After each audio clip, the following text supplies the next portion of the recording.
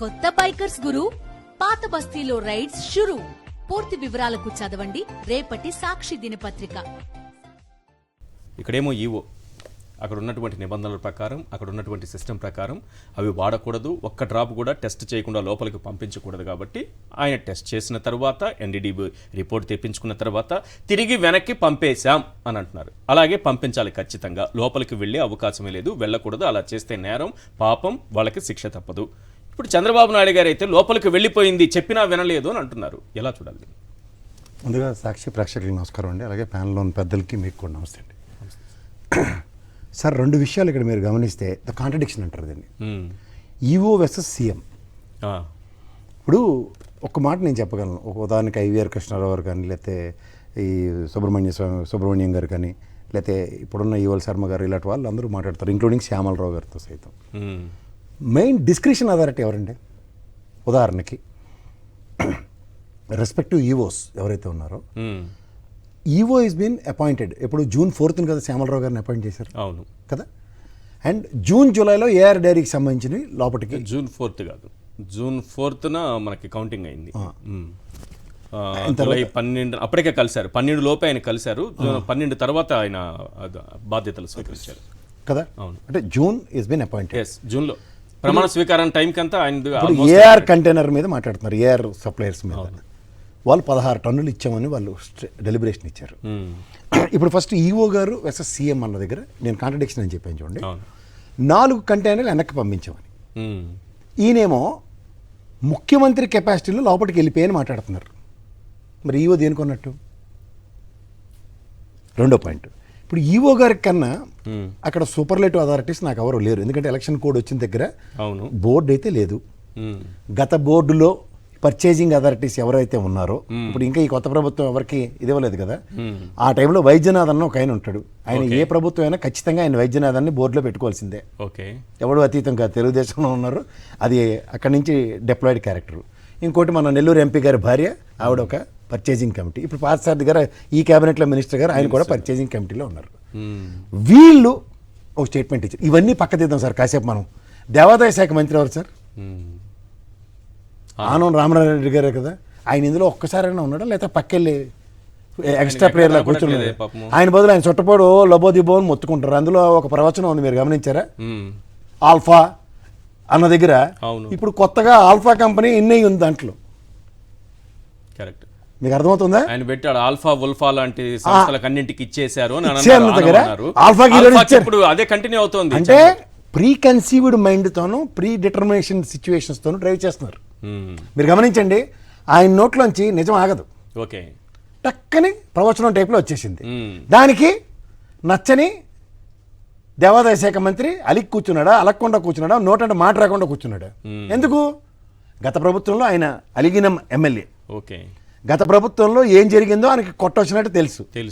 నోరు జారితే వెనక్కి తీసుకోవడం చాలా కష్టం. రెండోది, మీరు ఈ విషయాలన్నీ గమనిస్తూ ఎన్డీడీబీ గుజరాత్కి పొలవని పంపించేశారు. అవును, వెంకయ్యనాయుడు గారు ఒక దేవదూతలా ముందే వెళ్ళారు బొకేలతోనూ. ఆయన ఎవరంటే మన ఆయన పేరు ఎన్డీడీబీ చైర్మన్ గారికి. ఆయన్ని కలిసిన తర్వాత శ్యామలరావు గారు కూడా వెళ్ళారు. శ్యామలరావు వాళ్ళు వచ్చి కలిసారా? ఏదో అవునండి సార్, చైర్మన్ గారితో ములాఖాత్ అయితే అయింది. ఓకే, కలిసినప్పుడు ఈ రిపోర్ట్లు వెళ్ళింది అన్న దగ్గర ప్రీ కన్సీవ్డ్ నోషన్తో ఒక కాన్స్పిరసీ డ్రైవ్ అవుతుంది అన్నది అర్థమవుతుందా లేదా? అవును, ఇది పక్క తెద్దాం. సరే, ఇప్పుడు అంబిగ్యూటీ వెళ్ళాలంటే మనం ఇక్కడ ఎస్టాబ్లిష్ చేశారు మీరు మీ సమక్షంలో. రెఫరెన్స్ నెంబర్లు తేడా, సరిదిద్దబడిన రెఫరెన్స్ నెంబర్లు ఎస్ వాల్యూస్ చేంజ్ అయిపోయినాయి. ఇప్పుడు మనకి నేషనల్ ఇన్స్టిట్యూట్ ఫర్ న్యూట్రిషన్ ఇక్కడ హైదరాబాద్లో ఎఫ్ఎస్ఎల్ అలాంటి అత్యుత్త ప్రమాణమైన సంస్థలు ఇక్కడ ఉంటుండగా ఈ ఎన్డీడీబీకి ఎగేసుకుని వెళ్ళడానికి వచ్చిన కష్టం ఏంటి? ఎందుకు అంటే ఇప్పుడు గత ప్రభుత్వం లేకపోతే ఈ ప్రభుత్వం మీరు నిశ్చితంగా గమనిస్తే 3 శాంపిల్స్ తీస్తారు. దాంట్లో ఏదైతే తేడా ఉంటే రిజెక్షన్ అన్నది ఒక standard procedure which is been followed by the respect to TTD. ఈ టీటీడీ ఆధ్వర్యంలో దేవుని యొక్క కైంకర్యాలు ఏం జరుగుతున్నాయో అందరికీ తెలిసిన విషయాలే.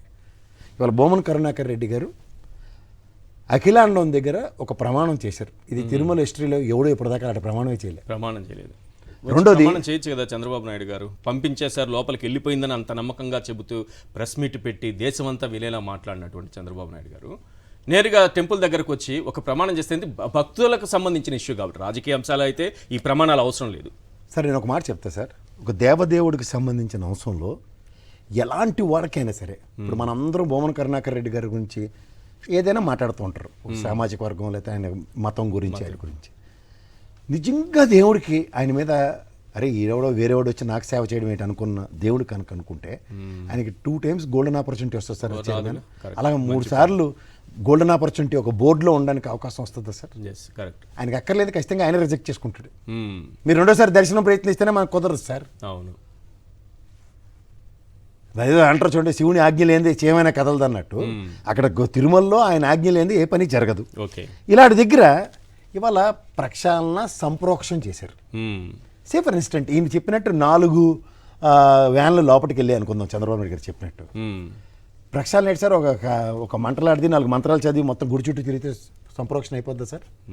నాకు బాధాకరమైన విషయం ఏంటంటే సార్, అక్కడ బ్రాహ్మణ సామాజిక వర్గంలో పండితులు ఎవరైతే వాళ్ళు నైవేద్యాలు అవన్నీ చేసేవాళ్ళు, వాళ్ళకి మనసు ఎలా ఒప్పుతాం సార్? ఒక్క మాట కూడా మాట్లాడకుండా సంప్రోక్షణ కూడా చేసేస్తామని ఒప్పుకొని వాళ్ళ ఈ ప్రభుత్వంకి అకార్డింగ్ టు దర్ ట్యూన్స్ అన్ని ప్లే చేయడానికి, అంటే అవ్వని పెళ్లికి బాజాలు కొట్టినట్టు వీళ్ళు ఖచ్చితంగా ఏదో అయిపోయినట్టు పిక్చరైజ్ చేస్తూ ఒక మనిషిని ప్రసన్నం చేసుకునే దగ్గర ఈ సంప్రోక్షణ చంద్రబాబు గారి నోరుకి చేస్తేనే సరిపోద్ది కదా. సరే ఏదైనా కానీ ఇప్పుడు ఈ వ్యవహారం అంతా జరిగింది ఈ ప్రభుత్వ హయాంలోనే కదా సార్.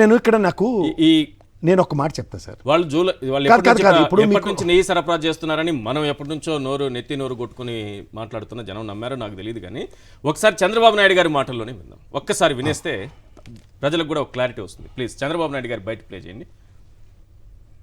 12 జూన్ 2024 నుంచి సప్లై చేయడం మొదలుపెట్టాడు. అవి సప్లై చేసే కార్యక్రమంలో 2 ట్యాంకర్స్ 6/7/24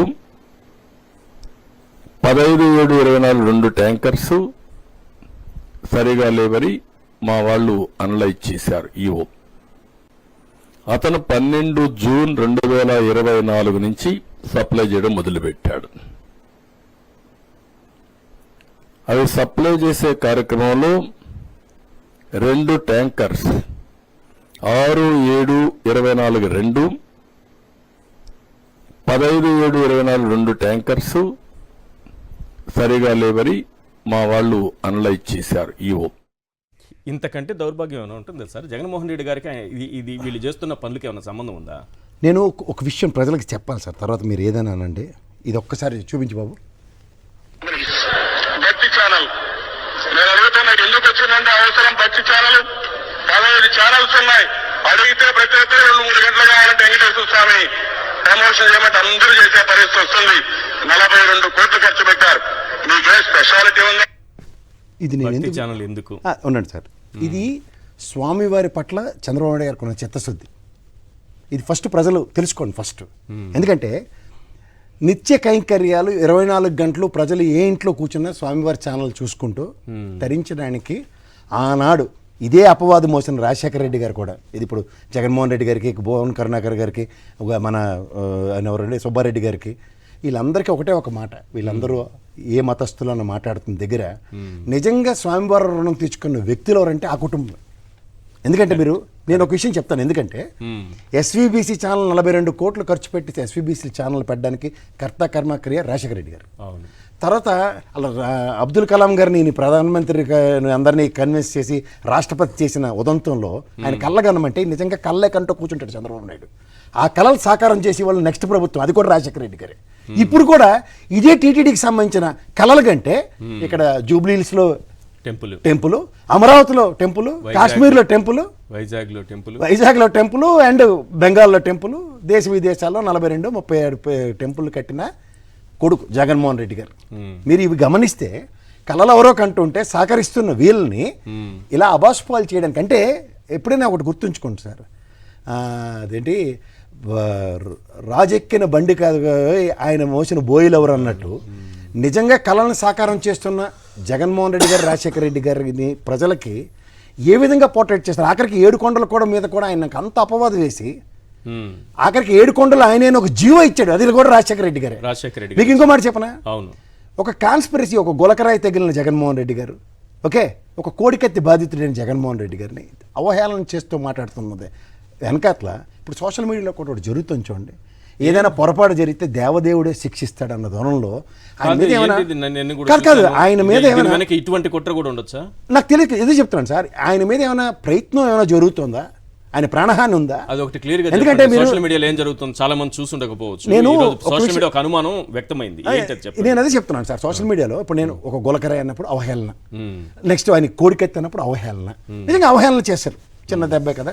ఏదైనా పెద్ద కుట్ర చేసి వెంకటేశ్వర స్వామిపైకి నెట్టేసే ప్రయత్నం జరుగుతోందని సోషల్ మీడియాలో తిరుగుతుంది. ఖచ్చితంగా నాకు అదే అనిపిస్తుంది. ఎందుకంటే కీడించి మేలేంచాలి సార్, మమ్మటం లేదు దీంట్లో. ఎందుకంటే పొరపాటు గ్రహపాటు అన్న దగ్గర కొన్ని అనవసరమైన పరాక మాటలు రావు. ఎందుకంటే ఈ సోషల్ మీడియా ఎంత బుల్డోస్ చేసి బొంబార్డు చేస్తుందంటే కట్ పేస్ట్లో నిన్న మొన్న జమినీ గణేషన్ శివాజీ గణేషన్ లాగా అమ్మా అని పెట్టి అమ్మ కాన్సెప్ట్ డ్రైవ్ చేశారు. తర్వాత 2 to 3 years ఈ కాన్సెప్ట్లో ఏమవుతుంది, ఇటు తిప్పి అటు తిప్పి ఇది వెనక నుంచి ఏమన్నా ఆల్రెడీ వైజాగ్ స్టీల్ ప్లాంట్కి అమ్మడానికి మొదట బోట్లు అన్నారు, తర్వాత లడ్లుకి తెచ్చారు. దీని వెనకాతల ఈ 2 బోట్లు లడ్లు గురించి విశాఖ స్టీల్ ప్లాంట్కి ఉపద్రవం తీసుకొచ్చారు. దీనికన్నా ముందు ఆ బొలిశెట్టి సత్యనారాయణ గారు లాంటి వ్యక్తి కార్మిక సంఘాల మధ్యలో స్పిట్లిటీలా మాట్లాడిస్తున్నారు. ఇవాళ పవన్ కళ్యాణ్ గారు ఇదేంటి ఉరువురు మంగళం మీద పడినట్టు ఆయన వెళ్ళి ఇవాళ నేను అదేంటంటే అదే దీక్ష ప్రాయశ్చిత్త దీక్ష, తప్పు చేసినోడు తప్పు చేసుకొని ఆయన ఏమన్నా ప్రాయశ్చిత్త దీక్ష అనేది ఏ ఆగమ శాస్త్రంలో చెప్పారు, ఏ పురాణాల్లో మీరు ఇది కాదు ఉండండి ఒకసారి, మీరు పెద్ద సెంటెన్స్లు పెట్టకండి. వీళ్ళు చేసినన్ని పనులు చేసేస్తున్నారు, చేసి ప్రాయశ్చిత్త, ఇప్పుడు పంత నానాజీ గారు ఉన్నారు అక్కడ, చేయవలసిన పని అంతా చేసి ఇవాళ ప్రాయశ్చిత్త దీక్ష. ఇప్పుడు రేపు జానీ గారికి కూడా కోర్టులో ఏదో చెప్పేలాగా ఉన్నారు, నేను ప్రాయశ్చిత్త దీక్ష చేసుకుంటాను సార్ ఈ పార్టీ పరంగానే. ఇడిది పడి తిప్పి ఆగమ శాస్త్రానికి విరుద్ధంగా కట్టిన లింగమనేని గారి దశావతారాల గుళ్ళో వీళ్ళకి దీక్ష, పబ్లిసిటీ కోసం ఏదో ప్రాయశ్చిత్త దీక్ష అంటున్నారు. అదే ఖచ్చితంగా వాస్తవం అదేనా? అదే ఇప్పుడు మీకు ఇంకోటి చెప్తున్నాను, చంద్రబాబు నాయుడు గారికి లింగమనేని గారి ఇంట్లో ఉన్నంత కాలం ఇలాంటి ఉపద్రవాలు ఆయనకో లేదంటే మన రాష్ట్రంకో గ్యారెంటీ అది. దీని కార్యక్రమంలో ఇప్పుడు Pavan if you follow in the same trap Pavan Kalyan గారికి కూడా అదే చుట్టుకోపోతుంది. రైట్, మీరు ఇది గమనిస్తే ఈ కాన్స్పిరసీని కొంచెం దయించి అలర్ట్ చేయండి సార్. రైట్.